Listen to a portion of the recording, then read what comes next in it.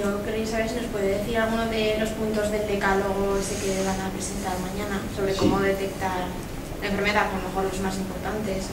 Sí, bueno, los puntos son relativamente largos, pero vienen a subrayar, por ejemplo, la importancia de ser familiar de primer grado de un paciente que ya tiene el diagnóstico.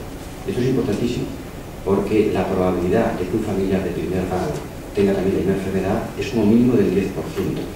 Si esta persona se le hace un estudio genético y el estudio genético es positivo, ya el porcentaje se eleva al 25-30%. Por tanto, es una clave importantísima. Esto es muy importante por lo que llamamos el efecto llamada. El efecto llamada consiste en que un familiar de primer grado viene a contarte. Es decir, yo es que tengo una hija o es que tengo un hermano que tiene síntomas, y esto es muy importante.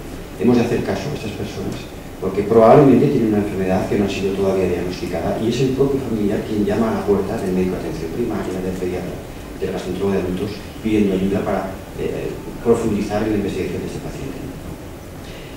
Pacientes que tienen enfermedades autoinmunes, por ejemplo. Las enfermedades autoinmunes son aquellas en las que el propio sistema defensivo, el sistema inmunológico del organismo, ha puesto en marcha un ataque contra un órgano determinado.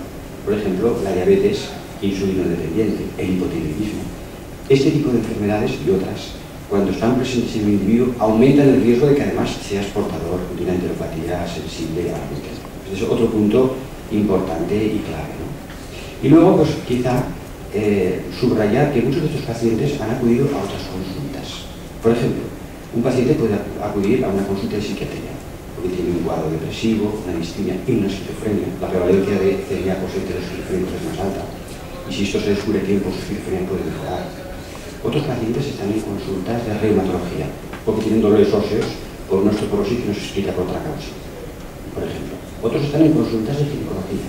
Tienen anemias que se atribuyen a las pérdidas de la menstruación. Es que tengo menstruaciones muy copiosas.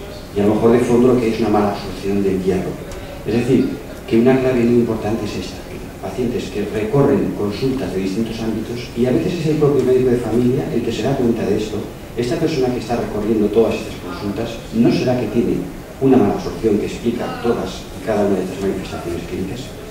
Esta es una clave. Y podríamos ir enumerando claves y una cosa a subrayar es que hay muchos pacientes con síntomas digestivos atribuidos erróneamente a un intestino irritable, que si los nervios, que si los manda el psicólogo, que si el psiquiatra, cuando realmente tienen un problema de esas características que quizá merecía una investigación más profunda.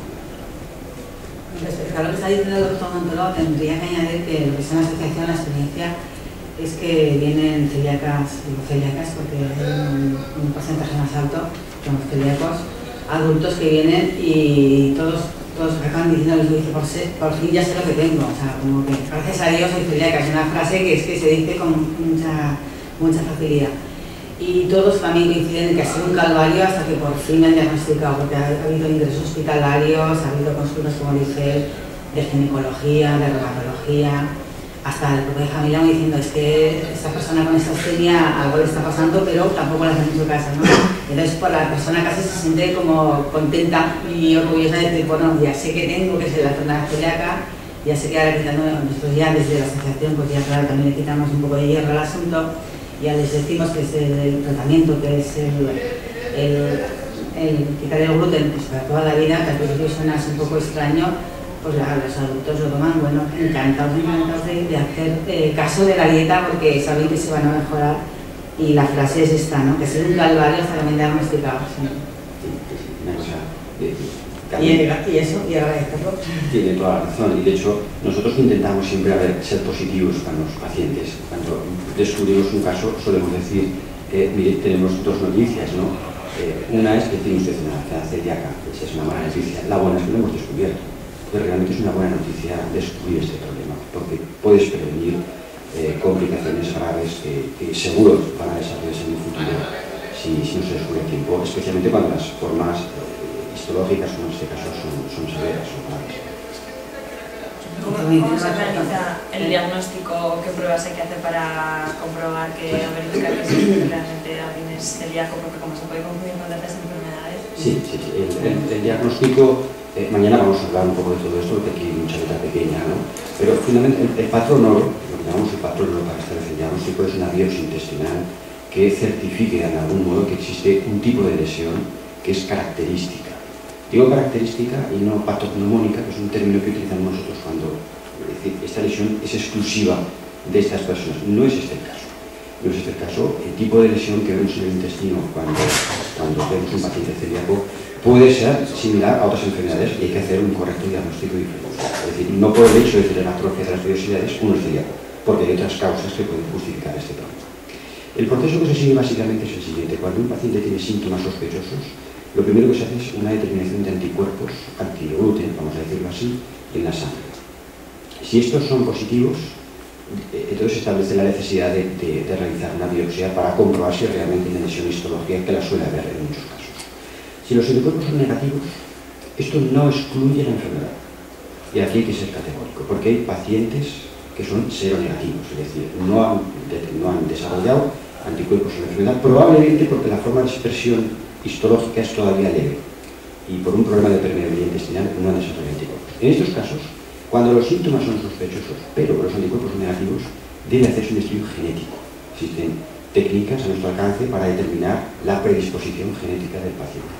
Si el paciente tiene esa predisposición genética, obligadamente hay que hacer una biopsia, porque aunque tenga anticuerpos negativos, es muy probable que tenga una lesión cuando hay síntomas sospechosos y un estudio genético positivo.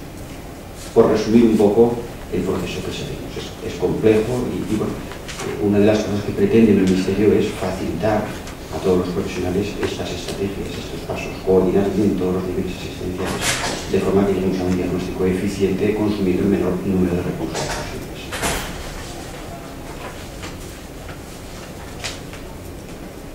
¿Alguna pregunta más? Ha dicho que hay más mujeres celíacas que hombres. No sé a qué se debe que sea mayor el porcentaje de las mujeres y cuál es concretamente el porcentaje.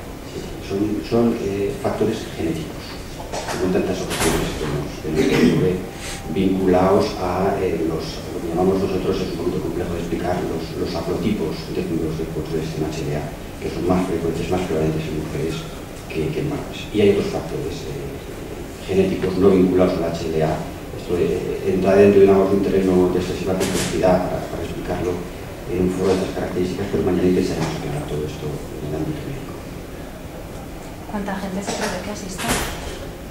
¿Cuántos médicos? Bueno, se habla en la publicidad. Sí, bueno, hemos tenido un apoyo y pensamos que unas 80 personas de atención primaria, entre atención primaria y también de hospitales, sobre todo de Huesca y Zaragoza, de Teruel también.